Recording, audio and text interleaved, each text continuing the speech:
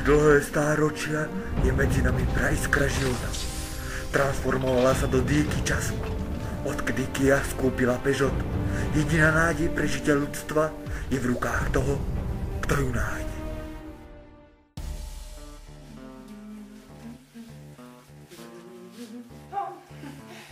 Čo je? Musím ti niečo povedať. A prečo tak vážne? Našiel som dýku času! Našiel dýku času, keď ju stlačíš, tak sa vrátiš v čase. Čo sa vrátiš v čase? Táto dýka, hej, stroj času, keď ju stlačíš, tak sa vrátiš v čase. Čo sa vrátiš? Pretože všetci vedia robiť viac vecí naraz. Počúvaj, táto dýka, keď stlačíš, tak sa vrátiš v čase. Tak určite, vrátim sa v čase. Kašľa na to.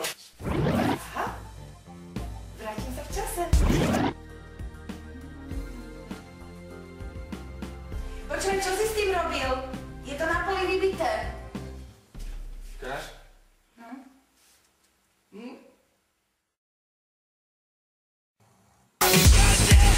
Deadly, badly.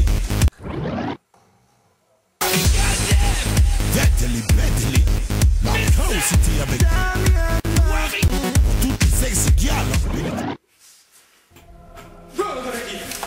Máte najcennejší dar vesmíru, dýku času. Tá čerpá energiu zo samotného slnka cez čiernu dieru. Keď energia vyprchá, ostane navždy tma. Preto ju využívate na najvyššie opatrne a s veľkou rozvahou.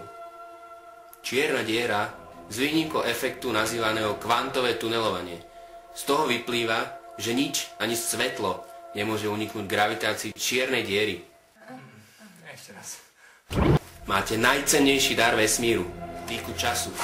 Tá čerpá energiu zo samotného slnka cez čiernu dieru. Keď energia vyprchá, ostane navždy tma. Preto koncentráciou hmoty so skoro nekonečnou hustotou je gravitačná sila zabraňuje úniku akýchkoľvek častíc s výnimkou efektu nazývaného kvantové tunelovanie. Z toho vyplýva, že nič, ani svetlo, nemôže uniknúť gravitáciu čiernej diery. Môžeš si už prestať?